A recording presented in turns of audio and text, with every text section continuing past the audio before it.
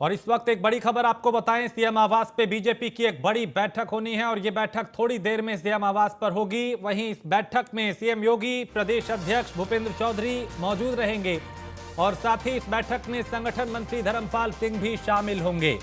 निकाय चुनाव और उपचुनाव की समीक्षा की जाएगी और आगे चूंकि मौजूदा उपचुनाव के जो नतीजे आए उसकी समीक्षा होगी और आगामी निकाय चुनाव की रणनीति बनाई जाएगी, मंथन किया जाएगा और टारगेट सेट किए जाएंगे कि कैसे निकाय चुनाव में बेहतर प्रदर्शन करना है। क्योंकि बीजेपी एक चुनाव के बाद अगले चुनाव की तैयारी करने लगती है, ये बात राजनीतिक गलियारों में आम है। ये कहा जाता है दिन में एक बैठक थी और अब दूसरी बैठक अब से कुछ देर में होने वाली है। ये बैठक सीएम आवास पे होगी और इस बैठक में मुख्यमंत्री भी मौजूद रहेंगे, प्रदेश अध्यक्ष भी मौजूद रहेंगे, संगठन महामंत्री भी मौजूद रहेंगे और यहां मंथन होगा निकाय चुनाव को लेकर। तो इस बैठक को लेकर चूंकि आज बैठकों का दौर है, एक बैठक दोपहर में हुई थी और एक बैठक अब से कुछ देर में सीएम आवास पे होगी। बैठक को लेकर प्रदेश अध्यक्ष भूपेंद्र चौधरी ने क्या कुछ कहा, उन्हें सुनते हैं। आज की बैठक जो 5-6 को राष्ट्रीय पदाधिकारियों की बैठक हुई थी हमारी, तो संगठन के विषय को नीचे तक पहुंचाने के लिए उसके फॉलोअप में हमने आज प्रदेश के पदाधिकारियों के साथ बैठे हैं। फिर हमने प्रदेश के पदाधिकारियों में क्षेत्र जिला पदाधिकारियों के साथ फिर मंडलों की बैठकें तय की हैं। तो 1 महीने तक अपने राष्ट्रीय पदाधिकारियों की बैठक के फॉलोअप में हमें नीचे बैठकें करनी है। वो संगठनात्मक विषय हैं, उन संगठनात्मक विषयों की उसमें चर्चा हम लोग करेंगे। दूसरा विषय नगर निकाय चुनाव का है। नगर निकाय चुनाव में भी इन बैठकों में नगर निकाय चुनाव का भी विषय रहेगा। भारतीय जनता पार्टी ने अपने संगठन के स्तर पर इन चुनावों की तैयारी हम लोगों ने की है। अब आरक्षण फाइनल होने के बाद, अधिसूचना जारी होने के बाद हमने अलग अलग स्तर पर स्क्रीनिंग कमेटी चयन समिति बना दी हैं। उनके द्वारा प्रस्तावित होकर नाम, क्योंकि हमारे यहाँ चयन की प्रक्रिया है, प्रत्याशी चयन की, उस चयन की प्रक्रिया को हम लोग पूरा करके और पूरी मजबूती के साथ भारतीय जनता पार्टी नगर निकाय चुनाव में जाएगी। और मुझे विश्वास है कि हम लोगों ने जो काम किए हैं, हमारी सरकारों ने और हमारे संगठन के कार्यकर्ताओं की मेहनत, हम निश्चित रूप से इस चुनाव में बड़ी सफलता प्राप्त करेंगे। आज और मनीष मिश्रा इस खबर पे हमारे साथ ज्यादा जानकारी के साथ। मनीष, आज बैठकों का दौर, एक बैठक दोपहर में हुई, एक बैठक अब सीएम आवास पे होनी है, क्या कुछ जानकारी इन बैठकों को लेकर?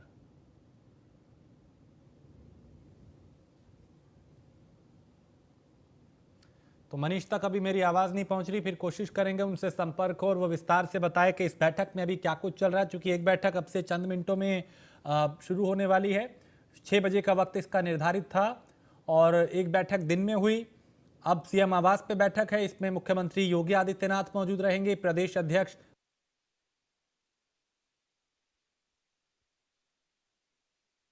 सिंह भी इस बैठक में मौजूद रहेंगे। तो भूपेंद्र चौधरी भी इस बैठक का हिस्सा होंगे। मुझे आ रही, आपको नहीं आ रही क्या आवाज? हेलो हेलो हेलो, चेक 1 2 3 संगठन मंत्री धर्मपाल सिंह भी बैठक में मौजूद और निकाय चुनाव और उपचुनाव की समीक्षा पे होगी। Hello hello hello hello hello hello hello hello hello hello hello CM आवास पे भारतीय जनता पार्टी की ये बड़ी बैठक। मनीष हमारे साथ जुड़ चुके हैं। मनीष, बैठक को लेके क्या कुछ अपडेट?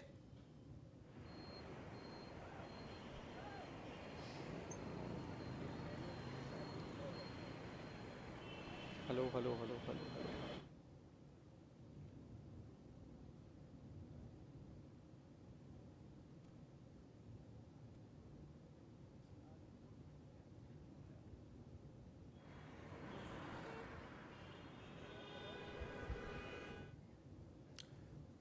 तो मनीष अब तक मेरी आवाज़ नहीं पहुंच पा रही और सीएम योगी, प्रदेश अध्यक्ष भूपेंद्र चौधरी इस बैठक में मौजूद हैं और संगठन मंत्री धर्मपाल सिंह भी बैठक में मौजूद रहेंगे। इसमें निकाय चुनाव को लेकर मंथन होगा, रणनीति बनाई जाएगी, उपचुनाव के नतीजों की भी समीक्षा होगी और अब आगे चूंकि एक के बाद एक कई चुनौतियां राजनीतिक पार्टियों के सामने हैं और हर दल की अपनी रणनीति है और भारतीय जनता पार्टी, जिसे कहा जाता है कि हमेशा चुनावी मोड में रहती है, वो एक चुनाव के बाद अगले चुनाव की तैयारी करने लगती है। अब तक चूंकि उपचुनाव को लेकर चाहे मैनपुरी हो, रामपुर हो या खतौली हो, वहां पे पूरी ताकत झोंक रखी थी। गुजरात और हिमाचल भी उस एजेंडे में था। अब आगे के जो निकाय चुनाव है उत्तर प्रदेश में, उसको लेकर मंथन किया जा रहा है। मनीष हमारे साथ जुड़ चुके हैं। मनीष, आवाज मिल रही है तो बैठक को लेकर क्या जानकारी?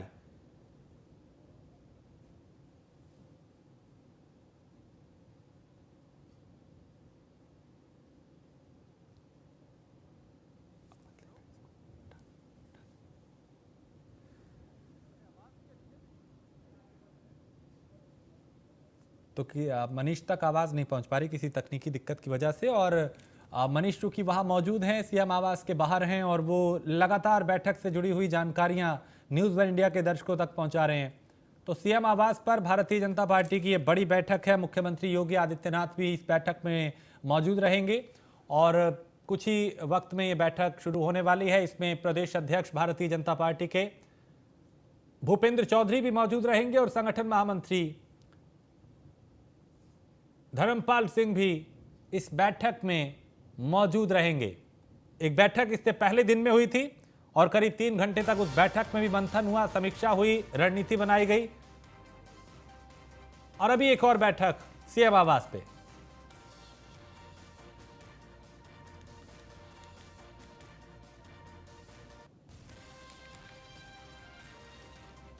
तो मुख्यमंत्री योगी आदित्यनाथ और प्रदेश अध्यक्ष भूपेंद्र चौधरी इस बैठक में मौजूद रहेंगे। संगठन मंत्री धर्मपाल सिंह भी इस बैठक का हिस्सा होंगे। और इसमें देखिए मंथन यही होगा कि आगे निकाय चुनाव किस रणनीति के साथ लड़ना है। चूंकि प्रदेश अध्यक्ष ने कहा कि पूरी मजबूती के साथ चुनावी मैदान में आएंगे, सभी सीटों पे चुनाव लड़ेंगे, बीजेपी के सिंबल पे चुनाव लड़ेंगे, जो सहयोगी दल हैं उनके साथ भी समन्वय बनाया जाएगा।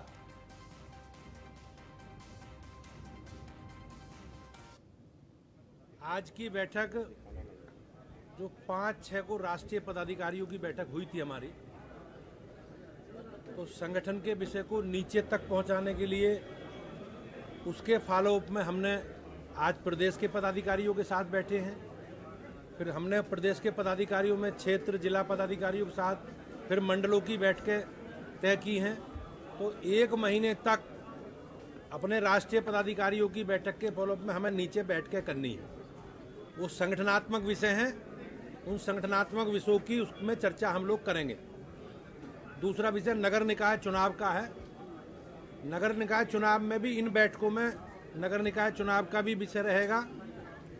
भारतीय जनता पार्टी ने अपने संगठन के स्तर पर इन चुनावों की तैयारी हम लोगों ने की है। अब आरक्षण फाइनल होने के बाद, अधिसूचना जारी होने के बाद हमने अलग अलग स्तर पर स्क्रीनिंग कमेटी चयन समिति बना दी हैं।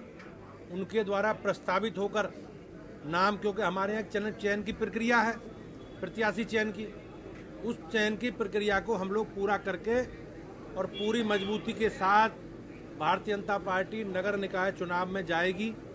और मुझे विश्वास है कि हम लोगों ने जो काम किए हैं, हमारी सरकारों ने और हमारे संगठन के कार्यकर्ताओं की मेहनत, हम निश्चित रूप से इस चुनाव में बड़ी सफलता प्राप्त करेंगे। आज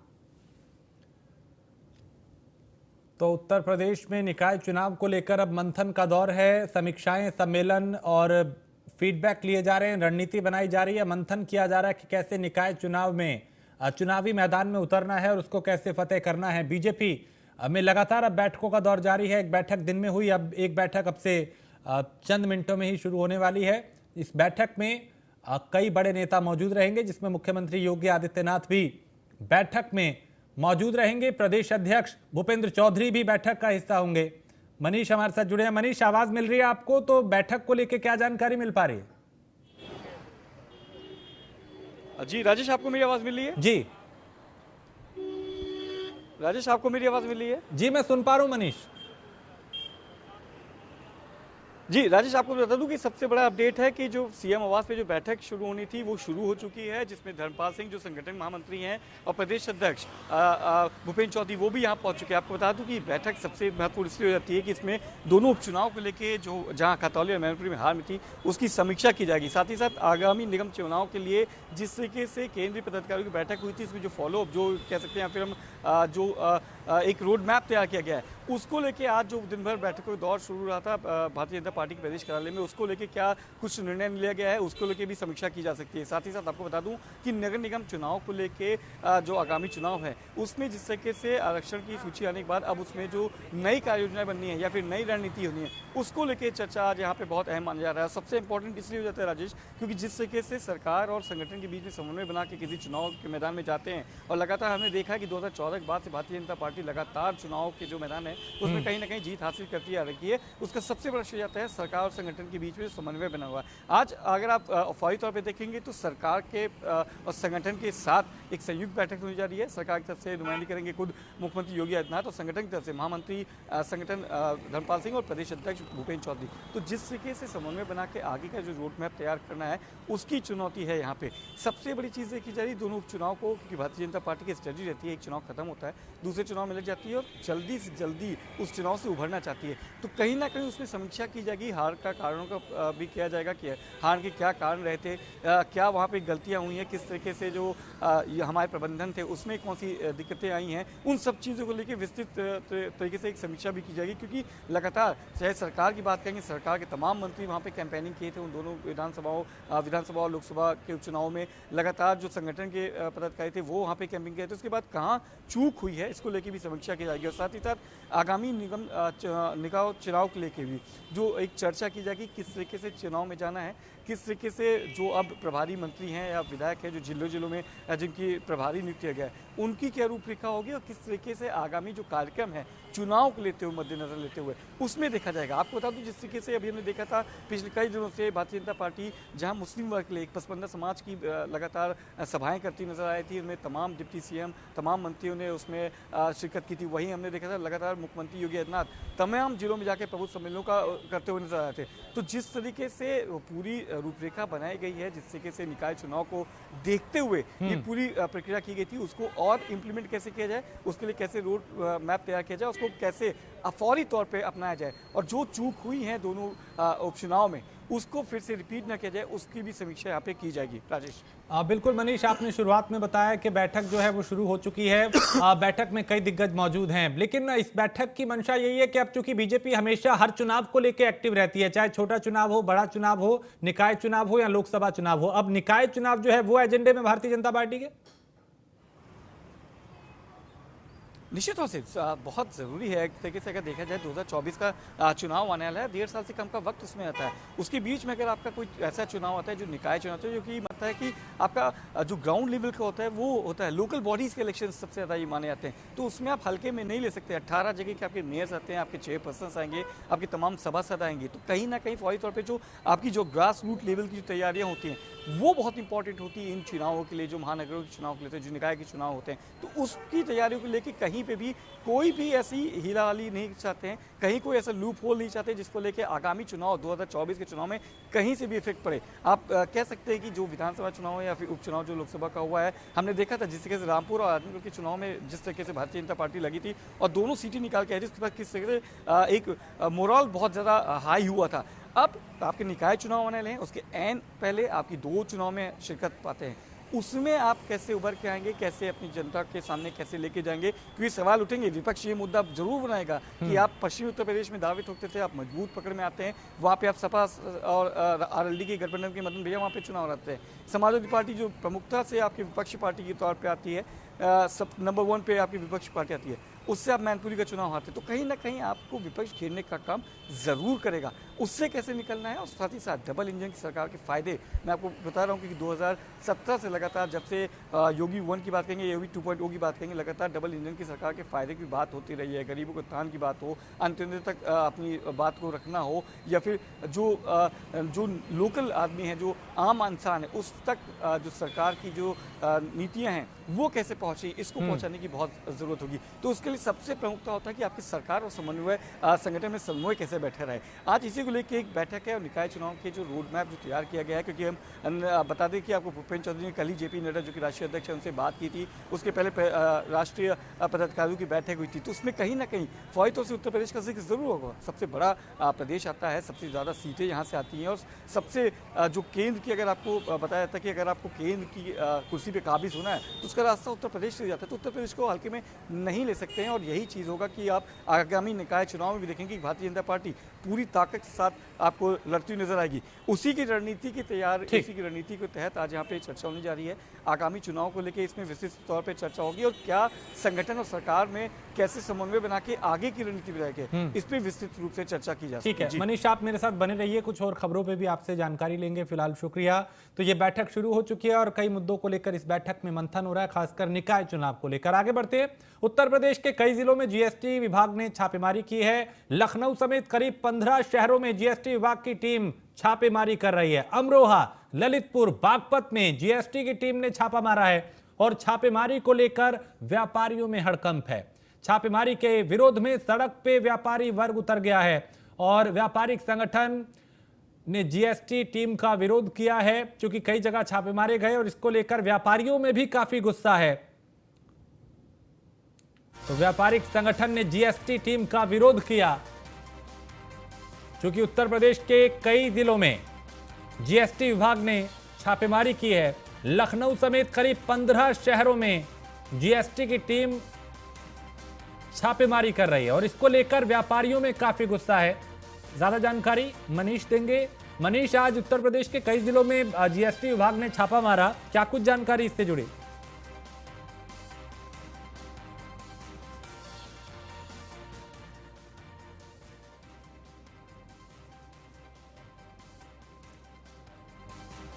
व्यापारी अपना संगठन जो है वो एकजुट हुए हैं और सरकार के खिलाफ इस पर कहीं ना कहीं अपनी आपत्ति दर्ज कराते जरूर न रहे। उसको ही लेते हुए कहीं ना कहीं जो विपक्ष है उसके पास भी एक मुद्दा आ गया कि वो विपक्षी भी ये मुद्दा उठाए हैं कि व्यापारी जो वर्ग होता है, जो कि हर तरीके से, चाहे कोरोना काल रहा हो, चाहे विपत्ति के समय हो, तो व्यापारी वर्ग हमेशा से कोई भी सरकार रही हो, संगठन रहा हो, उसके साथ खड़ी रहती है। उसके साथ ऐसी जाति करना ठीक नहीं है। तब ये सरकार की तरफ से है कि जीएसटी की जो टीम है, जो इनकम टैक्स, जीएसटी या ईडी जो टीमें होती हैं, ये अपना काम करती हैं। इनके पास विस्तृत रिपोर्ट्स आती हैं, रिपोर्ट्स के आधार पर ही ये टैक्स की जो चोरी होती है उसको रोकने के लिए ये काम किया जाता है। तो इस सब को लेके लगातार जिस तरीके से हमने देखा था पिछले कई दिनों में भी ये मुद्दा बना था, चुनाव के दौरान भी ये मुद्दा जरूर उठा था। खुद अखिलेश यादव सफाई में जब हमने उनसे बात की थी तो उन्होंने ये मुद्दा उठाया था कि व्यापारी को कहीं ना कहीं तंग करने की राजनीति की जाती है। उसी के साथ ही जीएसटी जैसी जो छापेमारी है ये उसी का एक हिस्सा होता है। उसके बाद भी सरकार का कहना था कि जीएसटी का अपना काम है, जीएसटी चोरी एक बहुत बड़ी अपराध की श्रेणी में आता है। अगर ऐसे कोई संगठन,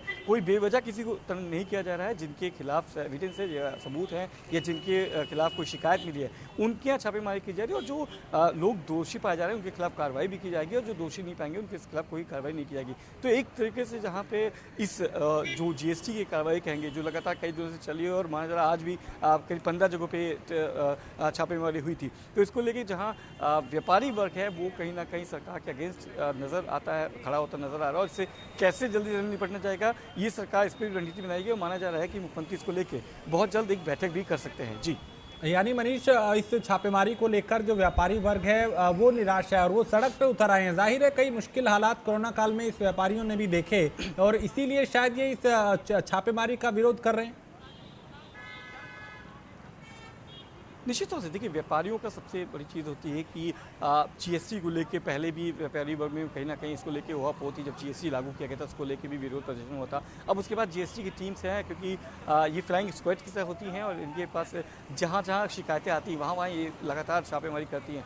तमाम जिलों में करीब पिछले कई दिनों से अगर हम बात करेंगे तो कई दिनों से लगातार छापेमारी जारी है और इसको लेकर विरोध प्रदर्शन भी जारी है। तमाम संगठन हैं, चाहे अखिल भारतीय आपका व्यापार संगठन हो, चाहे व्यापार संगठन बंसल ग्रुप हो, कंचर ग्रुप हो, तो लगातार वो सड़कों पे हैं, अपने उन्होंने ज्ञापन भी दिए हैं और इसको लेकर अपना कहीं ना कहीं विरोध भी दर्ज कराया है। तो बहुत ज़रूरी होगा कि आप व्यापारी वर्ग से बात करें, उनके प्रतिनिधियों से बात करें, उनको अपनी बात रखने की बात करें, क्योंकि जिस तरीके से हमने देखा है कि कोई भी छापेमारी होती है, चाहे व्यापारी वर्ग की हो, अगर राजनीतिक कोई ईडी या सीबीआई की जांच होती है तो उसको लेके भी विपक्ष जरूरी ये मुद्दा उठाता है। विपक्ष ये मुद्दा जाने नहीं देगा क्योंकि आपके सर पे निकाय चुनाव होने वाले हैं। तो कहीं ना कहीं एक व्यापारी वर्ग, बड़ा वर्ग आता है, उसको अपनी तरफ तोड़ने के लिए विपक्ष इस मुद्दा बहुत उठाएगा। उस मुद्दे से कैसे जल्दी से उभरना होगा इसका देखना होगा सरकार, क्योंकि निकाय चुनाव आपके सामने आने वाले हैं और निकाय चुनाव में इसका असर पड़ता हुआ नजर भी आ सकता है। ठीक है, मैनपुरी से अभिषेक जैन भी हमारे साथ। अभिषेक, मैनपुरी से क्या जानकारी, चूंकि जीएसटी विभाग की टीम ने आज यहाँ भी छापा मारा है?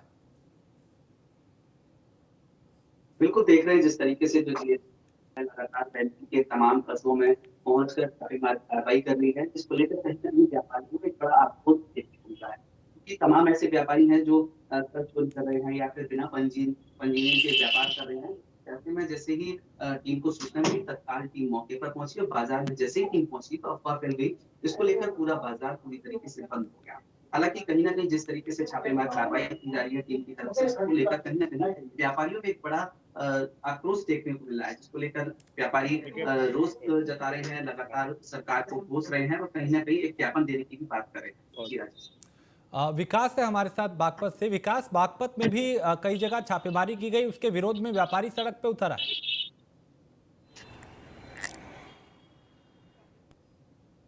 इसी को चलते हुए व्यापारी पूरी तरह से आक्रोश थे, लेकिन इतना आक्रोश बढ़ गया कि व्यापारी खुद सड़कों पर उतर गए। अपने व्यापार को बंद करते हुए आज उन्होंने धरना प्रदर्शन किया। सबसे पहले वे सुबह ही अपना एक फ्लैग मार्च निकाला, तो पूरे ही मार्केट के अंदर उन्होंने फ्लैग मार्च निकालते हुए उसके बाद धरने पर बैठ के लगातार आज सांगीतिक धरना था। इसको चलते हुए आज व्यापारी ने यहाँ पर धरना दिया और व्यापारी ने आगे चेतावनी दी है कि अगर जिस तरह से जीएसटी की टीम यहाँ पर धरना आकर यहाँ पर प्रदर्शन कर रही है या टीम छापेमारी कर रही है, अगर इसको नहीं रोका गया तो आगे इसके लिए और ज्यादा विरोध करेंगे। जी राजेश।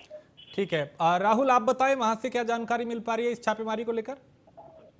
बता दें कन्नौज में भी 2 जगह छापेमारी चल रही थी, जैसे कि एक चिरवा में, वहीं दूसरी तरफ छिबरामऊ में नाम ठीक कीजिए। छापेमारी की। वहीं अगर चिरवा की बात की जाए तो चिरवा की 3 दुकानों में जीएसटी की टीम छापेमारी कर रही थी, जिसमें एक व्यापारी पर 1.5 लाख रुपए का जुर्माना भी लगाया गया। वहीं आक्रोश हुए व्यापारियों ने आज प्रदर्शन भी किया और जिला अधिकारी को मुख्यमंत्री संबोधित एक ज्ञापन भी सौंपा, जिस पर व्यापारियों ने बताया है कि यह जीएसटी टीम को जो रोका जाए, इसको लेकर उन्होंने आज सभी व्यापारी एकत्रित हुए, जिसमें व्यापार मंडल के व्यापार मंडल के कई पदाधिकारी भी शामिल रहे थे। वहीं उन्होंने आज जिला अधिकारी से मुलाकात की और उन्होंने ज्ञापन सौंपा। साथ ही जीएसटी की टीम लगातार, चाहे वो कन्नौज हो या गुरसाहिबगंज या तिरवा हो या फिर छिबरामऊ, वहीं छिबरामऊ की बात की जाए तो छिबरामऊ के नगर पालिका रोड स्थित राजा जो कि जनरल स्टोर है, वहाँ दोपहर 1 बजे से जीएसटी की टीम ने छापेमारी की। वही शाम 6 बजे तक जीएसटी की टीम ने लगातार दस्तावेज भी खंगाले। हालांकि जीएसटी की टीम ने शाम 6 बजे जब जीएसटी टीम को कुछ पुख्ता दस्तावेज नहीं मिले, जिसके बाद जीएसटी की टीम ने जो कि अपनी छानबीन बंद कर दी। जिसके बाद न्यूज वन इंडिया की टीम ने जब उनके बातचीत करनी चाहिए तो वो कैमरा के आगे आने से साफ इनकार कर दिया और उन्हें कुछ भी नहीं बताया। हालांकि अभी शाम 6 बजे तक जीएसटी की टीम ने छापेमारी को समापन कर दिया था, लेकिन अगर तिरवा की बात की जाए तो तिरवा में भी लगातार 3 दुकानों पर छापेमारी की जा रही है। जी राजेश। ठीक है, साहब बताएं कि वहां पे चूंकि देखिए छापेमारी वहीं की जा रही है जहां पे गड़बड़ी की आशंका है, तो जो व्यापारी गलत नहीं कर रहे, क्या उनका विरोध भी यहाँ पे देखा जा रहा है? जी राजेश, जिस तरह से यहाँ पे आज जीएसटी की टीम छापेमारी कर रही है, व्यापारी विरोध कर रहे हैं, लेकिन सबसे बड़ी बात है कि वो जीएसटी के लिए मना नहीं कर रहे हैं। उनका कहना है कि लगातार वे दुकानों पर आके छापेमारी कर रहे हैं और उनको जो व्यापार है उसमें डिस्टर्बेंस हो रहा है। इसी कारण से वे विरोध की बात सामने आ रही है। व्यापारियों की लगातार 2 दिन से यहाँ पर छापेमारी हुई है और छापेमारी को देखते हुए आज जो व्यापारी थे इतने आक्रोशित हो गए, एक सड़कों पर उतर आए। पहले तो उसने पूरी ही मार्केट के अंदर एक फ्लैग मार्च निकाला। फ्लैग मार्च निकालने के बाद जो उन्होंने धरना प्रदर्शन किया, अभी ये धरना प्रदर्शन एक सांकेतिक धरना प्रदर्शन था, लेकिन जो सरकार है, सरकार को भी उन्होंने चेताया। उनका कहना है कि अगर ये जीएसटी की जो छापेमारी बंद नहीं हुई तो हम सरकार को पलट देंगे। जी राजेश। ठीक है मनीष, इस तरह की कार्रवाई हमेशा इसलिए की जाती है ताकि जो गलत लोग कर रहे हैं, गड़बड़ी कर रहे हैं, जो टैक्स चोरी कर रहे हैं, वो सचेत हो जाएं और अपना जो टैक्स है वो जमा करें। लेकिन जब इस तरह से व्यापारी एकजुट हो जाते हैं तो क्या प्रशासन की, शासन की मुश्किलें बढ़ सकती हैं?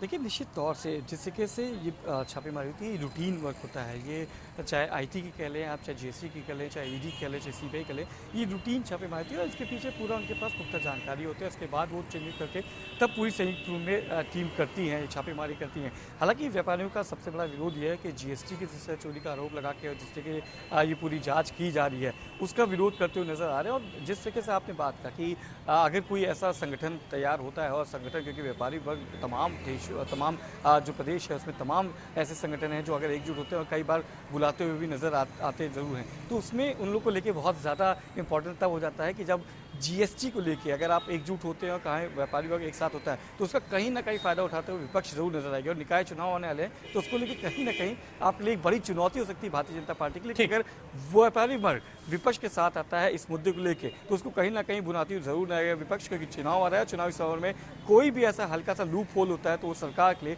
कहीं ना कहीं बड़ी चुनौती नजर जरूर आती है। बहुत शुक्रिया मनीष, आपका भी, विकास आपका भी, अभिषेक और राहुल आपका भी बहुत शुक्रिया इस तमाम जानकारी के लिए। तो जीएसटी विभाग ने उत्तर प्रदेश के कई जिलों में आज छापेमारी की, जिसके विरोध में व्यापारी सड़क पर उतर आए और उन्होंने एक तरीके से सरकार के खिलाफ, जीएसटी विभाग के खिलाफ, प्रशासन के खिलाफ अपना जो विरोध प्रदर्शन है वो जाहिर किया, गुस्सा जाहिर किया। कई जगह से अलग अलग तस्वीरें जहां जीएसटी की कार्रवाई और व्यापारियों का जो विरोध प्रदर्शन है वो देखा गया और व्यापारी वर्ग जो है वो इस तरह की कार्रवाई का विरोध कर रहा है। 4 तस्वीरें आपके सामने, अमरोहा, ललितपुर, बागपत और मैनपुरी की ये तस्वीरें।